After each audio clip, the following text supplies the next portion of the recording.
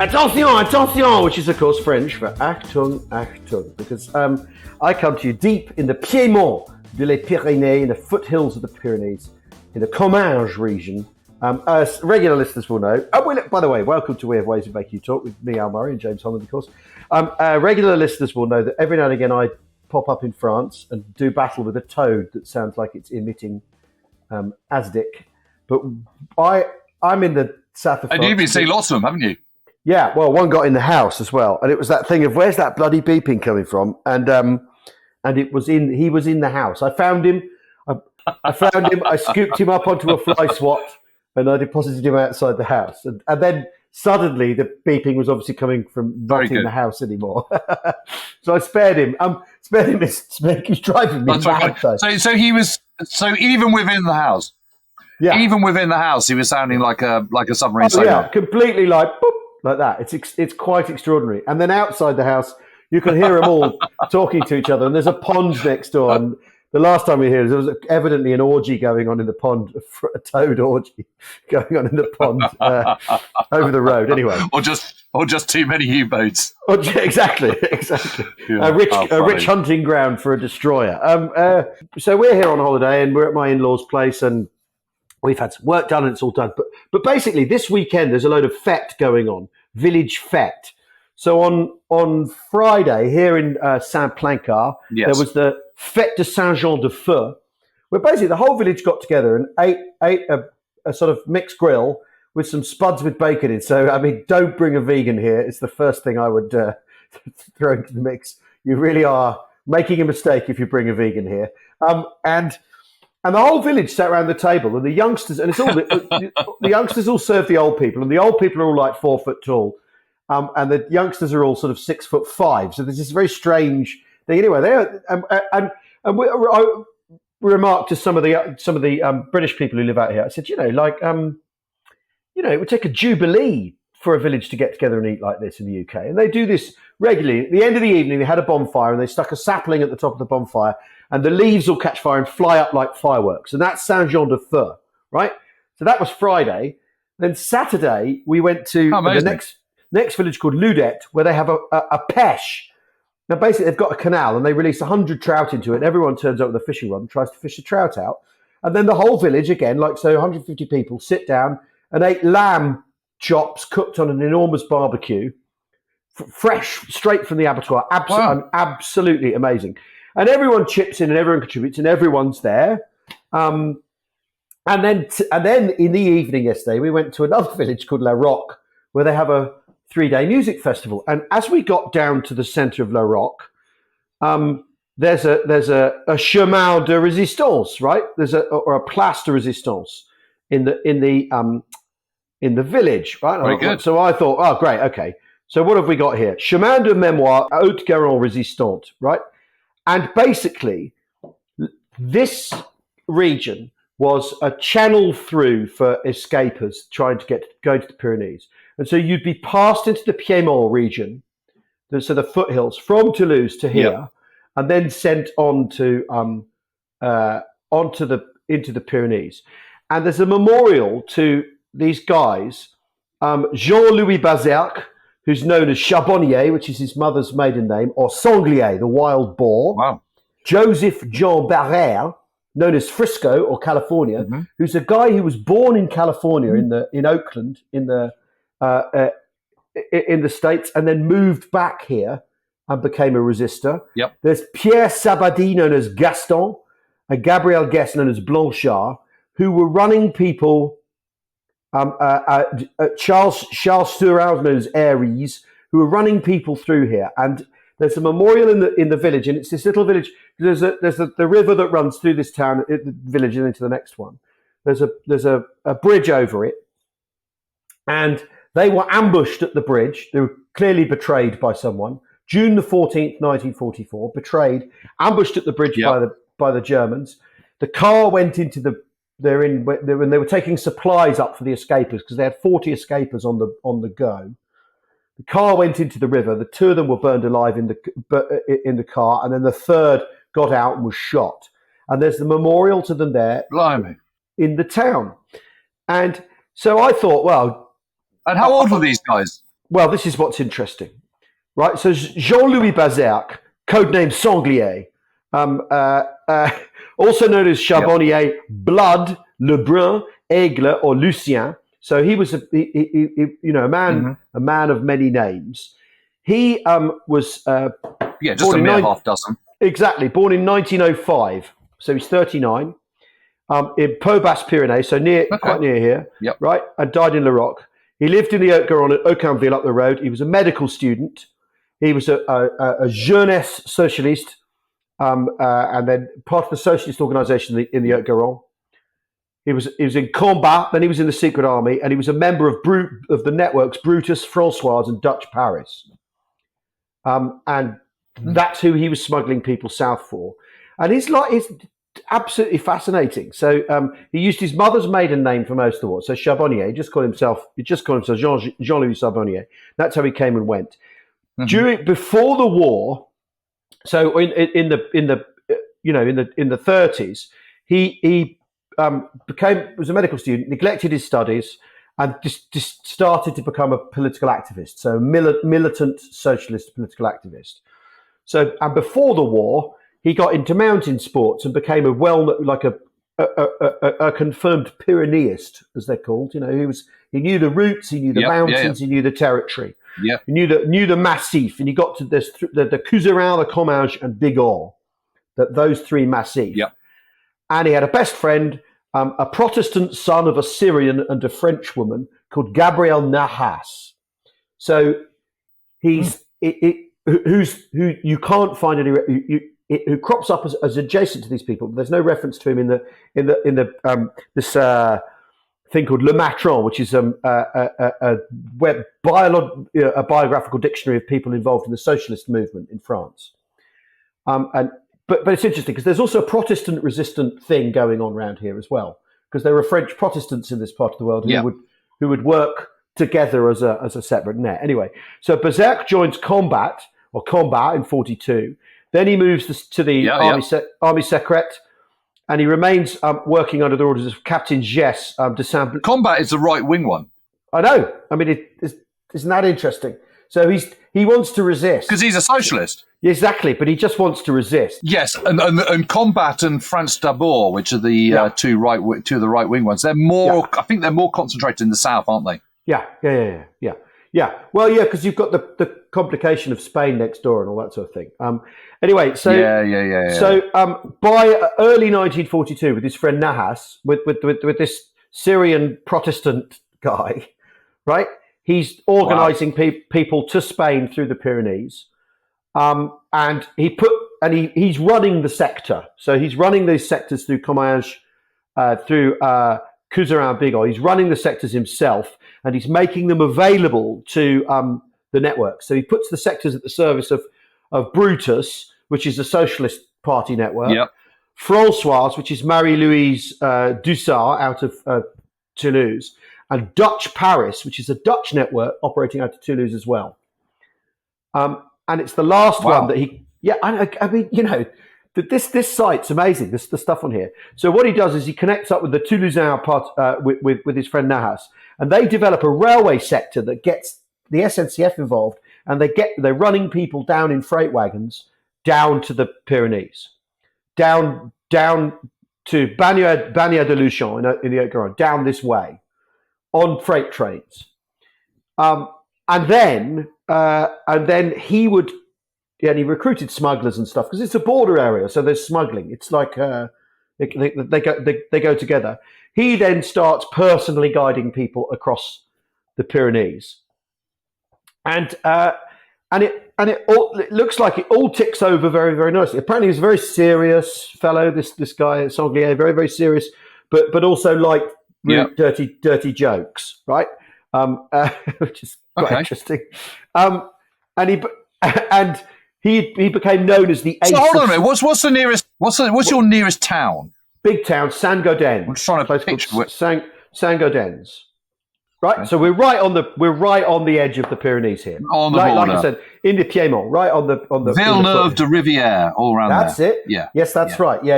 And we're just north of there, a place called Saint-Plancard, and the place we're talking about is called Larroque, which is Larroque. I think it's got two Q's, E, because everything's spelled differently around here.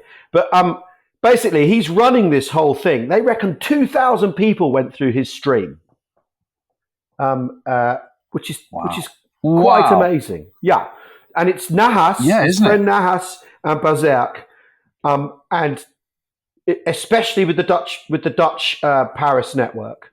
And what happens though is this guy Pierre Marty comes in April 1943. Comes in, and he's a regional militia police guy. He's a milice guy from Montpellier, moved to Toulouse, and he sets himself the task of dismantling the networks and Dutch Paris. And Nahas is nearly captured in May, the end of May 44, in Toulouse in a restaurant. Then he goes off and he then goes and joins the Tarn Protestant Maquis called the Pole Roux, and basically disappears. And then what happens is the noose gets tighter on Bazerk's network, and it's absolutely extraordinary. Well, in June 44, he's got 30 or 40 people for passage to Spain. It includes aviators, American, British, and Dutch people as well. Brand van der Stok, who's someone who's a witness to all this. There's some French people, a Russian, and two women, Odette Ernest, who's a Mauritian SOE agent, and so there's SOE caught up in this, and a French nurse called Eugénie Roby, right? And they basically, this is the group that they're supplying, and they're trying to fettle basically before they send over the mountains when they're caught. And they're caught in Larroque, which is Boulogne-sur-Gesse, which is just up here. I think it's the last sort of main town before Saint-Gaudens. And Larroque's a pretty small place, isn't it? Larroque's a population of 187. I mean, we went to a music festival there last night. You know, basically the whole village was there, eating crepe, drinking beer, and quite a lot of CBD oil on display because it's quite a slow pace of life. Nice. Although the valley here really reminds me of Chalk in a peculiar way. Actually, the valley we look across, the green here. Yeah. Anyway, so they get on. It looks lovely. Church, square, all that kind of stuff. Oh yeah. And that church square is where the. I can see the river. Yeah. The River Save. Yeah, that's right. And it's on that bridge on the Save that they're caught. Wow! Look at that. Yeah, and they're ambushed and they're killed. And other guides then get the people that they're trying to get out of they're trying to get over the Pyrenees. Other guides then get those people across the Pyrenees. But Barrère and a guy called Pierre Sabadie, so Bazerk, another guy called Barrère, and Pierre Sabadie are all killed in this ambush on the river. And you get the feeling that, you know, the net's closing. So Frisco, the guy from California, Barrère, or California, and Sabadie is known as Gaston. And they're not young men. It's interesting, you know, they are guys like the American, Frisco, California, Joseph Barrère. He's in his 30s, so he's 31 when he's caught. He's a mechanic. Right. Yep. You know, so they're regular guys. So what date is this? 13th of June, 1944. Jesus, I mean, you know, I just find it absolutely incredible that these betrayals are still happening at this time. I know. I mean, are the French not reading the writing on the wall here? Well, some of them plainly aren't. Yeah, and obviously thinking, well, look. Well, you know, because the big question is why do so many people join the milice in early 1943? You know, why is it still a pretty rampant force in early 1944? Yeah. And you know, there's a number of reasons, isn't there? There's the fear of the westward spread of communism. Yeah. There is basically there's anti-Semitism. Yeah. There's conservatism with a massive capital C. Yeah. Yes. Counter-revolutionary conservatism. Yeah. Yep. So there's all that. There's those reasons, but you know, vast majority of people, it's. I don't know. I mean, you know, really, you're siding with the Germans at this point? I mean, yeah. What are you thinking? It seems like a very strange thing to do. I suppose you have got Das Reich crashing around, you know. Well, not anymore. You haven't, because they're on their way north, aren't they? Well, exactly. But you know what I mean. But one of the things it said at the memorial is people were very nervous of what the Germans might do next. Yesterday, I had to, you know, stood in front of the memorial and did my did my damned best with the French, but l'accrochage de Larroque. So in the morning of afternoon rather, matinee of the 13th of June 1944. This is me translating, but as best I can. 2 motards allemands. So is that trucks? I don't know, or followed by several cars, replete with soldiers, stopped in the village square. So the Germans set up a roadblock in the village square. This is 3 days after the expedition against the Maquis in the Pyrenees and the massacre of the village of Marsoulas by the Waffen-SS of the division of Das Reich. So there's been Das Reich have done an intervention in the area on the 10th of June. Even though they're on the way north. So I suppose they're not moving north as one division, are they? No. So the 10th of June in Marsoulas, they've done this thing, which is, so they're in the air. They are in the area, so the habitants, the inhabitants of Larroque, saw with avec inquiétude, so then great nervousness, the arrival of German Allemands. So everyone knows that Das Reich have done a punitive expedition near enough by. Everyone knows. 75 soldiers of the Wehrmacht were on a mission to Larroque to secure. So they're there. Oh, right. So they're there to secure a camion laboratoire. So there's a testing station, which is a Régie Autonome de Pétrole. So they're there to secure something. Mitrailleuse en batterie. So with mitrailleuse is a machine gun, isn't it? Anyway, so basically they took access to the village, and then Jean-Louis Bazec and his crew are coming through and are ambushed on the bridge, and the car goes into the river off the bridge because it's been shot up. And there's a memorial and all this. There's an old memorial, and then there's this new stuff explaining what was going on in the area. So I mean, it's there you go. Well, it's just extraordinary, Voal, because go on. Well, no. So what you've also it's just that Oradour-sur-Glane is on the 10th of June, so 4 days beforehand. Yeah, and Oradour is a couple hundred miles north of Larroque. Yeah, and I suppose that's because Das Reich is never operating as one division, they're not all clamped in one field, are they? No. Component parts. Let me look up where Marsoulas is, because then we'll be able to fit that into the picture. But so there's an experimental oil refinery in this area that's like a resistance thing that they keep stealing fuel from, apparently. Yes. So where's Marsoulas relative? Because I was going to say, if you look at Google Maps, yes. Well, Marsoulas is on a parallel with Saint-Gaudens. So where Saint-Gaudens is, if you follow the A64 east, Marsoulas is just on the edge of the Pyrenees by Saint-Martin. Actually on the edge of the Pyrenees area. So I see. So they're in. Yes, they have gone to Oradour-sur-Glane, but they're in town, Das Reich, and they're making their presence felt. Is the point? And obviously, this is an area where everyone knows everything that's going on. Yeah, I suppose my point is that Oradour is, 200 miles to the north, something like that, and it's sort of near Limoges, isn't it? And it's quite a lot. And, they are already on their way to Normandy when that takes place. I suppose, but my point is that a division, this is the Panzer division in this area, and so their component parts are going to be spread to the four winds, aren't they? Yeah. And one of the things that's really clear is when you look at the Google Maps and you look at Larroque and you look at Saint-Gaudens. It's a freaking remote area. France is huge, obviously, but you've got this web of valleys heading kind of sort of, running kind of roughly north-southwards, heading into the Pyrenees. This is a pretty remote part of France, and large parts of rural France are pretty remote anyway. So this is extra remote. So the idea that, you can see why, for the most part, members of resistance would feel comparatively immune. The only way the Germans are going to be able to winkle out people like Frisco and Berserk and Sanglier and Berserk and Sanglier is going to be by someone tipping them off, because otherwise you haven't got a hope. No German's going to want to go into that interior in there. No. But the other thing is what you're also looking at here is they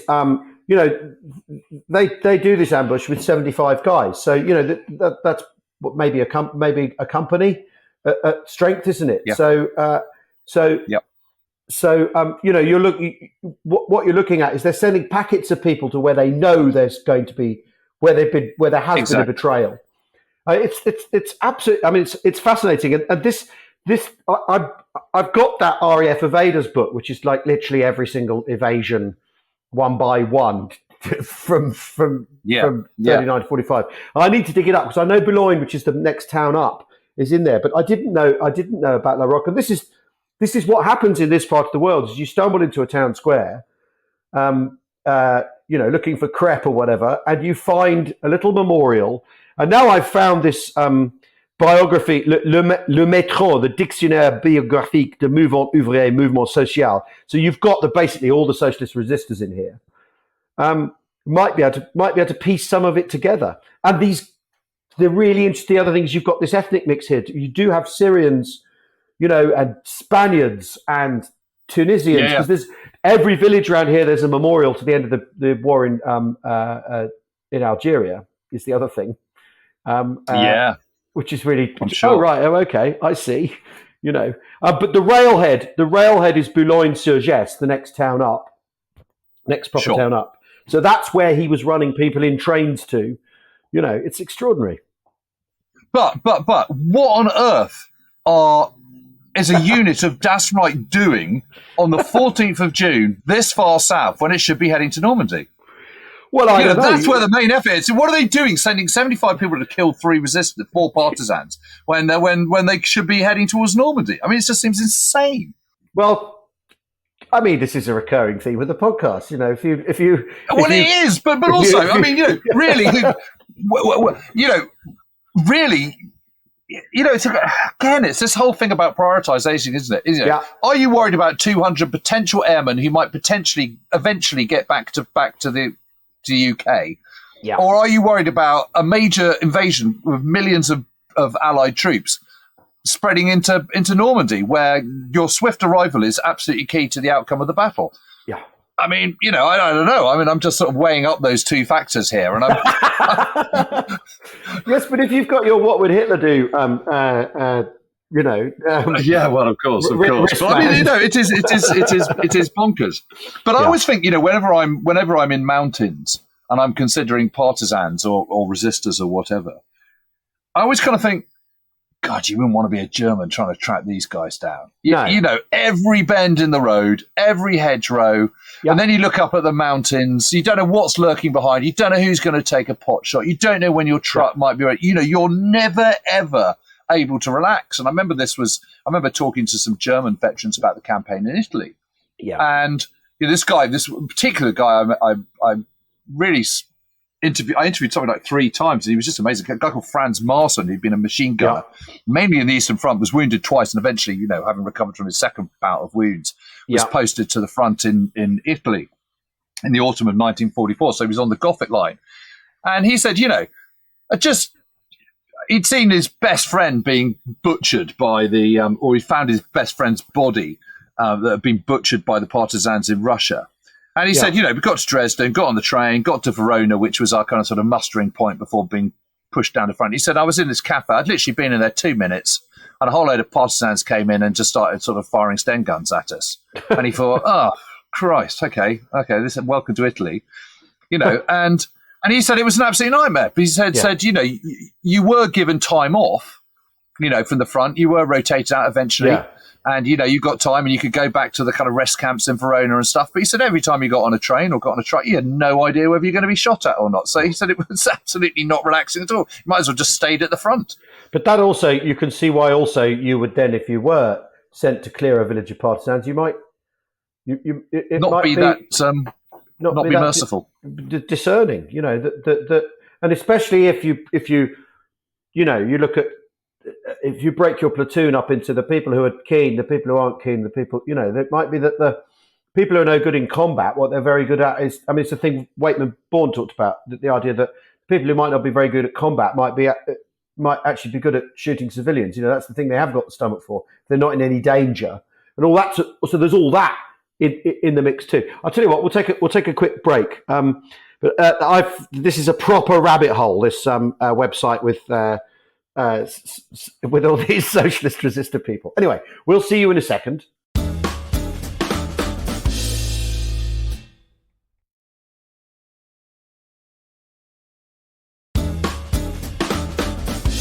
Welcome back to Weird Ways to Make You Talk with me, Al Murray, and James Holland, of course. And we're talking about. I mean, you're right, James. The countryside here. Obviously, the other thing is everyone from around here knows everyone's business. That's the other thing, right? This fete, there's a guy who lives the other side of the village. A guy called JC, he's an ex-soldier, and he's a lovely, lovely bloke. And he's my age, and he shaves his head, and he's a tiny bit. He's in better shape than I am, anyway. But the point is, everyone thinks we're brothers or mistake one another one for the other. So there was at this fete on Friday night. Mon frère. C'est ton frère. And I go, no, he's not my brother. And he's going, oh, he's not that. And he's giving all the squaddy bands. You're not that ugly and all this sort of thing, right? So, really, really, and everyone knows who we are, and we're rarely here. Oh, you're the people who are doing up that house. Yeah, you've dug the kitchen out, have you? Like, how do you know this? Extraordinary. So that's the other thing, is everyone knows everyone's business around here.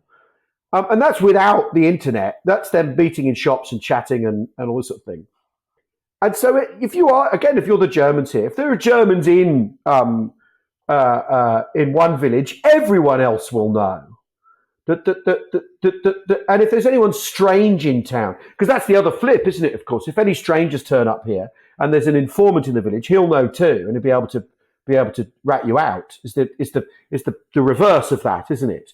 So if the Germans have got people who are sympathetic to the milice in a village, they'll hear the gossip, they'll pass it on, and so it works. So it works two ways. The fact that this is a porous, gossipy place. Yep. It's so interesting, and you're right. The countryside here, there are so many woods, there are so many places to disappear, to vanish completely before you get to the mountains in these foothills where it's half forested. I mean, it's extraordinary. It's extraordinary to trip over. Though this was our, we went to this rock festival yesterday, and we've tripped over all these characters, and there are Spaniards, and there are Jewish resistors, and all these people tangled up in it. Anyway.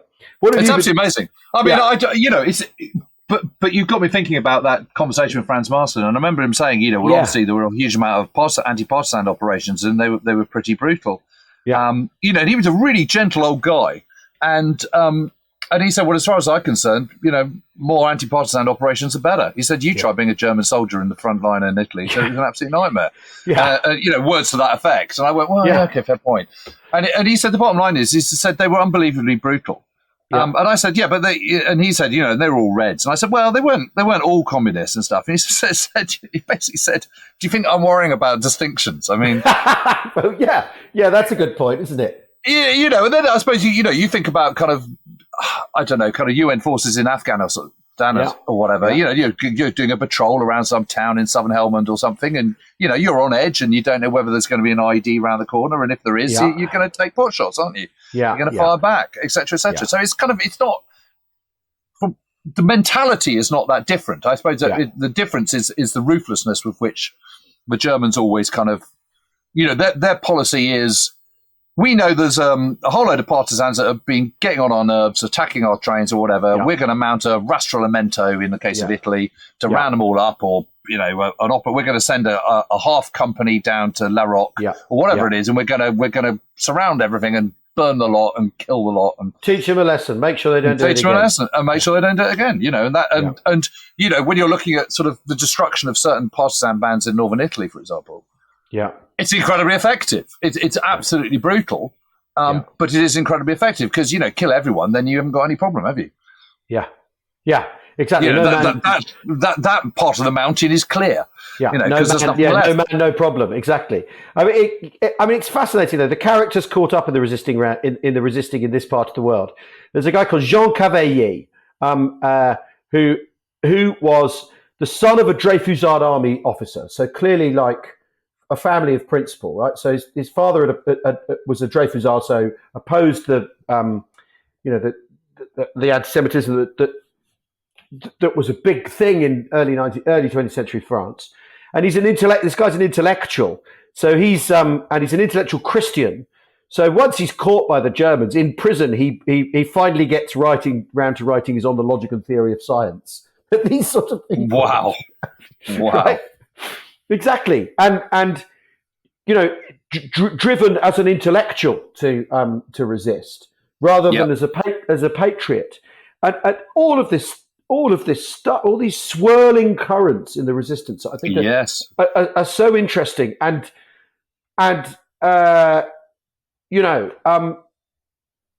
find because what you've got a peasant life here, and then obviously trickling down from the city, you've got this sort of intellectual strand to it.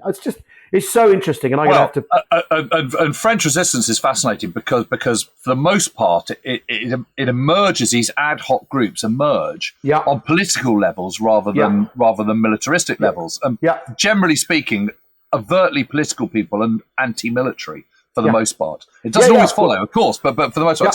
So in the case of you've got a bunch of ex-army officers who are broadly pro-Vichy but against the Germans. You've got communists, you've got socialists, you've got as we all know, France was absolutely riven by multitudes of different political factions and lacking any kind of political cohesion in the 1930s. That just gets extended into France once the armistice happens. The whole point about the armistice in June 1940 is that it's only supposed to be a short-term thing. I mean, it's one of the strangest things ever. Think about it. They partitioned France.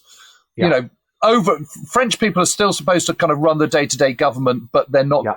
But they're going to be free France. Vichy France is going to have no occupying forces in that particular bit. I mean, it's an absolute mess up. But it's supposed to only be temporary until the Germans have sorted out Britain. Which is why they need the northern part and they need the coastline. And then there'll be some settled European peace in which it will be a pro-German fascist state under Pétain in France, and France will just go back to normal. But of course that doesn't happen because Britain stays in the fight, etc., etc., etc. So then this resistance starts to kind of emerge slowly but surely in these sort of disparate things. And that's where Jean Moulin comes in because, of course, he's the one who's parachuted in early 1942 to kind of try and coordinate everything and try and create one kind of unified command. But of course, the problem is that these disparate groups, France d'Abord, Combat, the FDP, etc., none of them are trained as agents. None of them are trained in martial and secret intelligence work. And so the whole thing is an absolute mashup. And of course, the more resistors you have, and the more groups you have, the more people that are coming to the banner, whether the banner is Jean Moulin or Jean Moulin's banner, which of course is de Gaulle and the Free French, the more holes you've got in that colander. And therefore the more leaky it is. So it becomes more coordinated, but it also becomes more risky. And I think one of the things that one has to really bear in mind, because when you look at French resistance, particularly up to kind of 1944, and what you realize is the whole thing is just so flawed. There's so many really schoolboy errors that are made. And those schoolboy errors are made because these guys are making it up on the hoof. They're growing exponentially. And no one is really telling them what to do apart from the sort of vaguely in the distance, somewhere in the far off, money and direction from London, whether it be the BCRA, the French Secret Service, or whether it be SOE and MI6, etc. But it's all very complicated, and it's not surprising there's lots of mistakes. And Frisco and what's he called? Beast? No, what was he called again? Sanglier and Berserk. And Berserk. You can just picture that these guys are, one's a medical student. He's obviously quite clever and intellectual. The other one's maybe a local. Someone else is this guy who's come from California where he was born. Who's a mechanic. He's a mechanic. So they're from different social classes. They're from slightly different backgrounds. They've suddenly been flung together in this rural corner of southwest France and expected to kind of behave professionally. And you can only do what you can do. and you can see how guards might get dropped and how you might kind of be a bit casual, and you might get a false sense of security living there because it is so remote. But suddenly, on one day, the 14th of June, the sky falls in, basically. Yeah, the sky falls in because suddenly here's the Das Reich, who are hardened SS, Nazi fanatics anyway, and they've seen action on the Eastern Front. They have absolutely no truck whatsoever with any kind of partisan. They're utterly ruthless, and suddenly you've gone from playing kind of, I don't know, you're playing against the kind of the 6th Division to suddenly the Premiership, and it's you have no chance. Yeah. And it's just their misfortune that these guys turn up on that day when they really, frankly, should have been on their way to Normandy.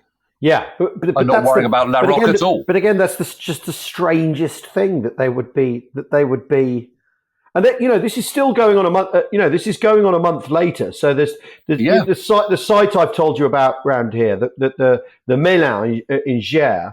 So that's on the 7th of July, where the Germans surround and kill 74 guerrillas who are hiding in a farmhouse. And you sort of think, well, what are you doing? So no need to put this resistance down in a way because you've got much bigger fish to fry elsewhere. Completely, it's so mad. Yeah, it's absolutely mad. I mean, the Vercors massacre. In Eastern France. I mean, that takes place. That's July 1944. It's like, come on. The war in France is about to be over. Yeah. What are you doing this? Yeah. I mean, it's just. I mean, of course, the reason they're doing it is because supply lines are being hassled by them and blah blah blah. But but it's just the frustration, isn't it, of this stuff? The sort of awful tragedy of it. The kind of the lives cut short so sort of needlessly and pointlessly. Yeah. Yeah. And it's a reminder, isn't it, that even these tiny little backwaters of France, which you would have thought could largely have escaped unhurt, even there. Yeah, even there. Yeah, exactly. I mean, it's anyway. I would, if anyone's got the inclination, this resource I found, I will post the link. It's absolutely fascinating, and of course, there's the thing where the other thing we've talked about before the podcast, where where the British and the Americans are promising the resistors all sorts of stuff. Oh, we'll send you some weapons. Don't you worry about that, and they don't. Because they are prioritizing. They are picking the places where they actually need resistant action, and they're leaving out those that they don't. And there's some very hard decisions. I mean, the Mélin Maquis, they're betrayed. One of their numbers captured and tortured, and he gives away where they're gathering. So it doesn't even need to be an informer. It's someone caught at a roadblock with a Sten gun in his in his boot, in his car boot, I suppose. Anyway. I mean, I've just got a copy of that gigantic book about the resistance that you recommended, which luckily I've got on the Kindle. Oh so my God! Lug the thing around. Yeah. Well, I know I was reading it in bed this morning, and I was getting pins and needles in my hand holding that up. But I tell you what, I've been reading that, and I've also been reading other stuff about the. I think we should leave it for another time. But we're talking about the war in Yugoslavia, in the Balkans. Wow, what a story! I mean, I've almost been sort of putting it off because I know it's so complicated. But I think I'm getting to grips with it. It's the most incredible story, and I'm afraid perfidious Albion. Britain does not come out of it well. It comes out of it as, we always knew that Britain was not this kind of sort of fluffy Captain Mannering place. No. That actually Britain in the Second World War is utterly, unbelievably ruthless. I mean, look at kind of Mers El Kabir and particularly the French fleet and stuff on early July 1940, for example. And you also look at, put it this way, the motivations are all about, which side is going to kill the most Germans and cause the most disruption to the Germans. Rather, they just don't give a toss about post-war Yugoslavia at all, and it's shaming. But anyway, I think that's not another one conversation. Bit. They don't care one bit. And the whole thing, and also, I'm afraid, people like Fitzroy MacLean and William Deakin, these people who've held the narrative on Yugoslavia for so long. They do not come out of this at all well. Oh, did they write things up so came across as rather marvellous, and actually it turns out they did. Yes, they did. Oh. I mean, who'd have thought it? But yeah, they did. Yeah, but it's very complicated. But I think it requires a sort of a concentrated, a concentrated hour or so on it. But it's really worth it. It's an amazing story. I mean, it's absolutely brilliant. You know, the sort of mash up with the Chetniks and the Stasi and the. But the hero of the piece, absolutely. Again, I'm sort of stealing all my sandwiches for next time. But the hero of the piece is Draza Mihailovic. Is just what a legend. Really, right? Yeah. History has not been kind, but they should be kinder. Well, isn't that always the case? Yeah. I mean, what's interesting looking at these some of these resistors. So the sort of intellectual ones, all they want.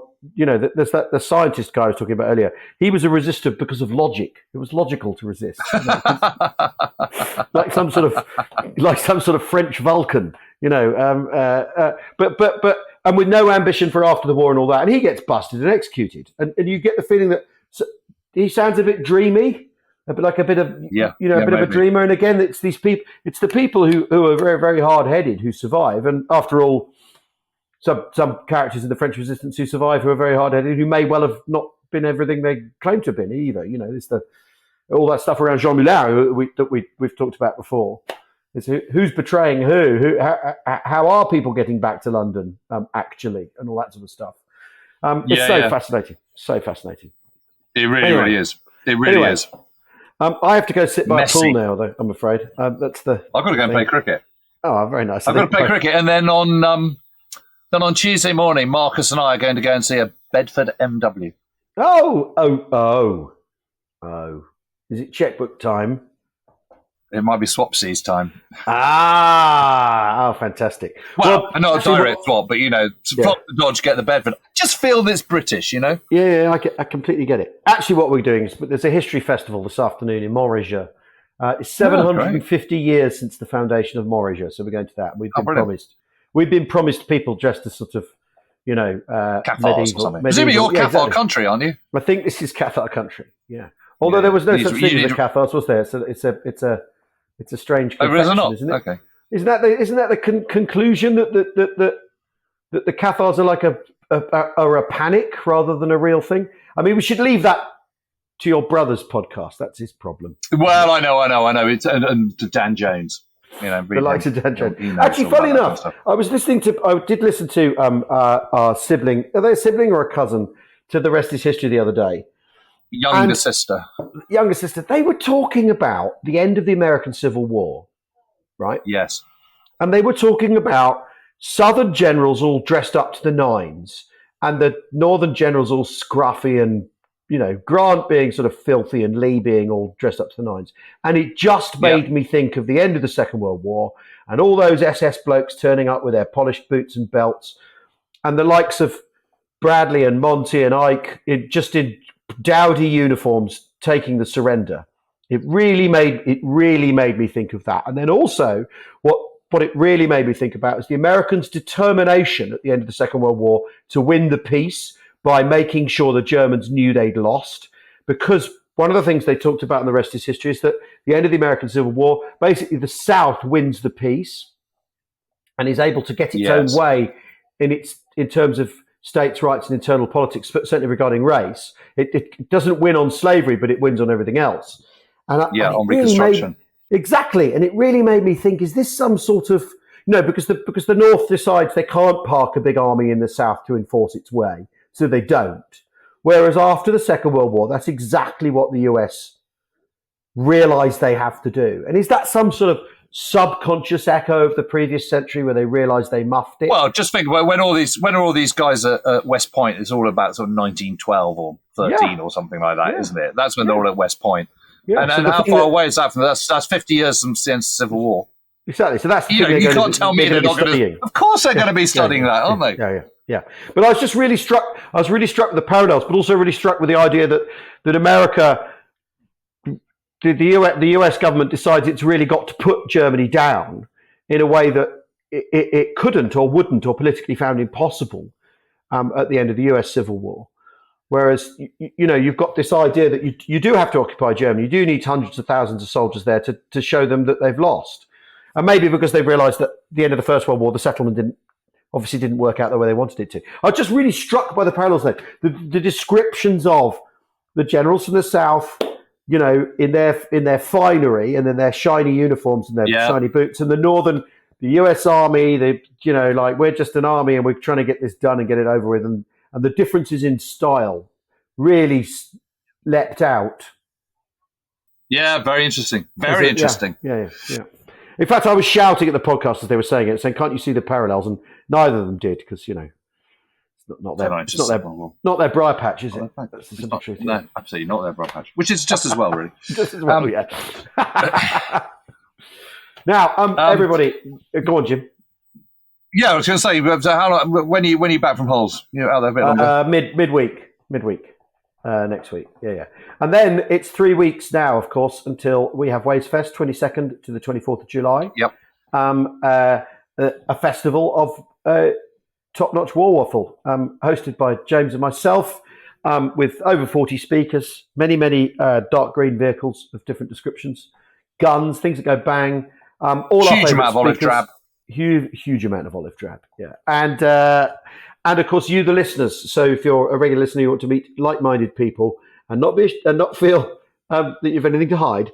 The fellow afflicted will be in a field. Yeah, and also I'd like to reassure anyone, if anyone sort of is thinking, well, maybe I come, but it's all going to be a bit geeky. It's really not that geeky. It's actually just a lot of fun. I mean, it's really proper historical discussions and talks.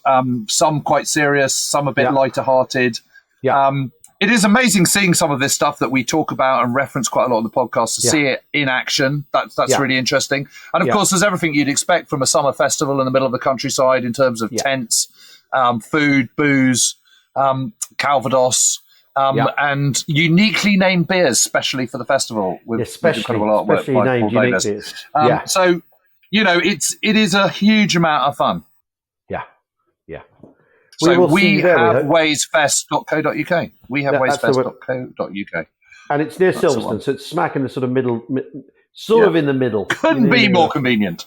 And we'd love to see as many of you as possible who want to come there. And while, you know, and the other thing is, you know, we're pretty approachable, aren't we, Al?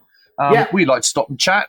And all the historians there, they do their talk, but they stay for the entire weekend. So they don't just sort of get airdropped in and airdropped out again. They're there. Pretty much, I would say 90% of them, odd exception, are there for the duration, and they love to chat. And it's you know, so if you want to go and talk to Steve Prince or have a little one-on-one chat with Mark Milner or American John McManus or Alex Ritchie from Poland, you know, they're there to chat, and it's a really great opportunity to come and talk to some of the historians that you've read and enjoyed and speak to them in the flesh.